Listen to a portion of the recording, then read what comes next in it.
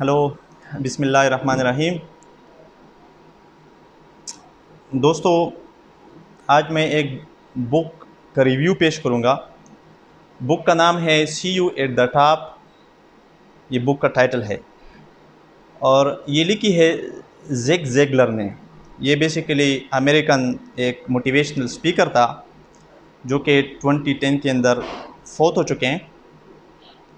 और उनकी बाकी भी काफ़ी सारी किताबें हैं, बहुत सारी किताबें उन्होंने लिखी हैं।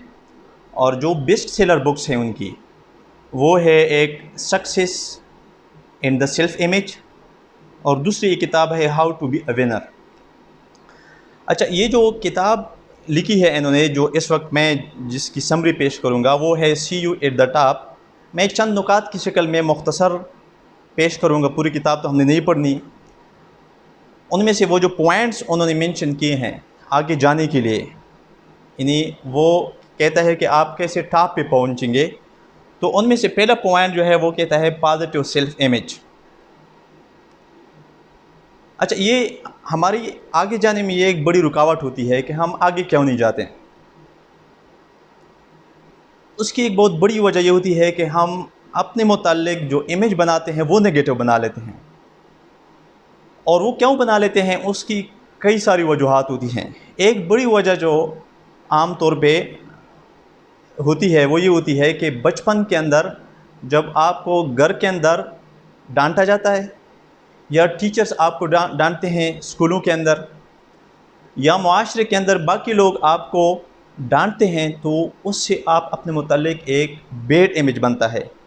फॉर एग्ज़ाम्पल, आपसे घर के अंदर कोई प्लेट टूट गया, और अगर आपके पेरेंट्स आपको कहते हैं कि यू आर द क्लमजीएस्ट गाय, और आप सबसे बड़े बेकार बंदे हैं, आप प्लेट को भी नहीं ले सकते, तो उससे ये क्या होता है, उससे वो बच्चे के ज़हन के अंदर ये बात रासिख हो जाती है कि मैं बस पैदा ही ऐसा हुआ हूँ कि मैं ठीक काम नहीं कर सकता।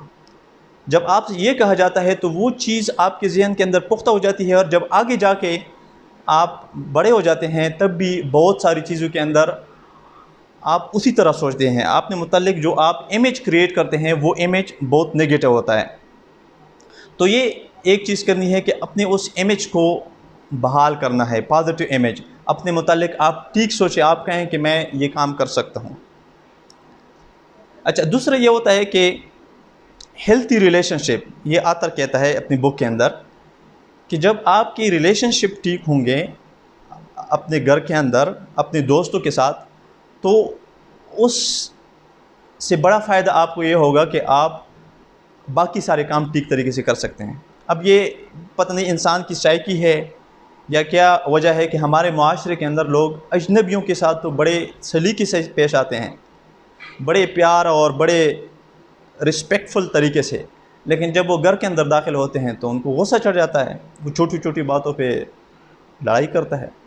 तो एक ये चीज़ चेंज करनी है कि आपके जितनी भी रिलेटिव्स हैं, आपके करीब के जो लोग हैं, उनसे आपने ठीक तरीके से पेश आना है। तीसरा स्टेप वो ये बताता है कि अ गुड एटीट्यूड। अब एक एटीट्यूड तो हम ये बयान किया कि आप बाकी लोग आपको कैसे ट्रीट करते हैं, उससे आपकी शख्सियत के ऊपर क्या फ़र्क पड़ता है। लेकिन दूसरा ये है कि आप दूसरे लोगों को कैसे ट्रीट करते हैं।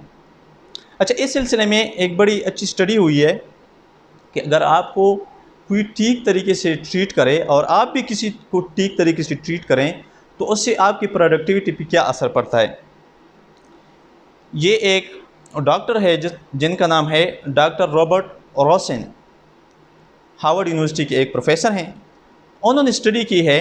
स्टडी इस तरह की है कि स्टूडेंट्स के दो ग्रुप्स बनाएं, ग्रुप ए और ग्रुप बी। ग्रुप ए को एक टीचर के हवाले किया, ग्रुप बी को दूसरे टीचर के हवाले किया। ग्रुप ए के टीचर को बताया गया कि ये जो स्टूडेंट्स आए हुए हैं ये बिल्कुल एवरेज बैकग्राउंड से हैं, कहने का मतलब है कोई ज़्यादा इंटेलिजेंट नहीं है। ग्रुप बी के टीचर को बताया गया कि जो आपको बच्चे हवाले किए गए हैं ये बड़े इंटेलिजेंट हैं, अच्छे बैकग्राउंड से आए हैं। और हकीकत में वो दोनों ग्रुप्स के जो बच्चे थे वो एक ही बैकग्राउंड से आए हुए थे, मतलब वो एवरेज थे, ऑन एवरेज एक जैसे थे सारे। जब एक साल के अंदर टीचर ने उनको पढ़ाया और साल के आखिर में जो ग्रुप बी था उनके बच्चे वो ग्रुप ए से आके निकल गए। वजह क्या थी? वजह ये थी कि ग्रुप बी के बच्चों को टीचर ने उसी तरह ट्रीट किया जिस तरह इंटेलिजेंट बच्चों को ट्रीट किया जाता है।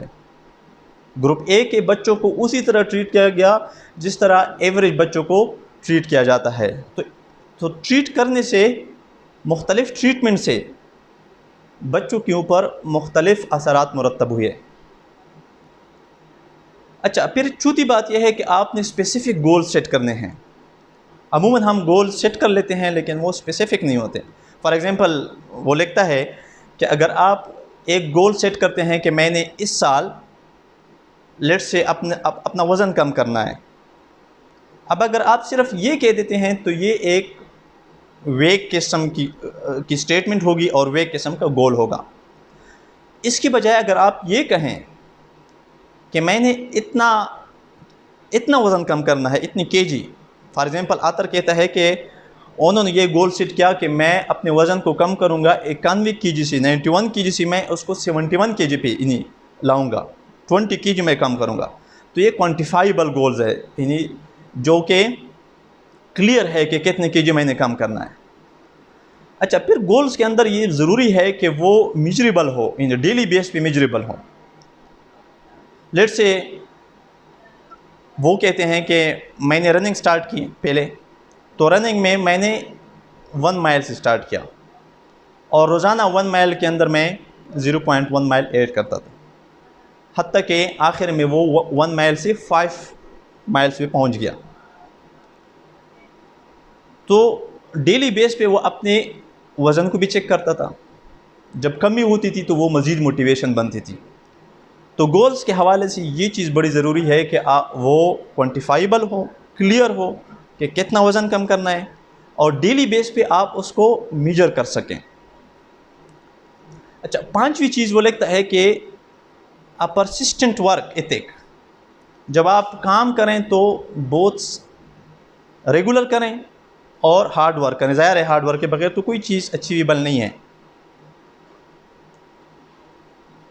और ये आपकी आदत सानिया बन जाए, यानी एक दूसरी फितरत बन जाए कि आप काम करने में आपको मज़ा आ रहा हो, उसको इंजॉयबल बनाएं जो भी आप काम कर रहे हों।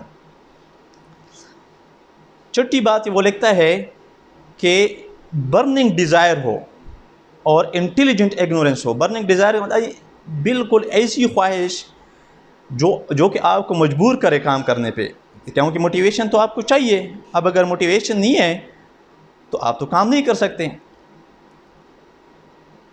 और मोटिवेशन कैसे क्रिएट होगा? ज़ाहिर है जो काम आप कर रहे हो उसमें आप अच्छा फील कर रहे हो, ये तब मोटिवेशन पैदा होगी। और ये भी देखने में आया है कि जिन लोगों के पास पैसा आता है और बग़ैर मेहनत के, वो उनको उस तरह एंजॉय नहीं करते जिस तरह वो लोग जो मेहनत करके पैसा हासिल करते हैं। वो बेशक कम पैसा हो लेकिन मेहनत के नतीजे में जब आपके पास पैसा आता है तो आप ज़्यादा एंजॉय करते हैं। तो ये 6 बातें मैंने उस किताब से अख़ज़ की हैं और आप लोगों के साथ शेयर की हैं। ये इस हवाले से चूँकि पहली वीडियो है और मैं इसी तरह बाकी बुक्स की भी जो समरी है वो मैं बाकी वीडियोस के अंदर बयान करूँगा। तो आप फील फ्री कि जो भी आपका सवाल है उनको कमेंट्स के अंदर नीचे लिखें, यूट्यूब वीडियो के कमेंट्स के अंदर। और दूसरा ये कि जो भी आप फीडबैक देना चाहें वो भी आप मेंशन कर सकते हैं। Thank you very much. अल्लाह हाफ़िज़।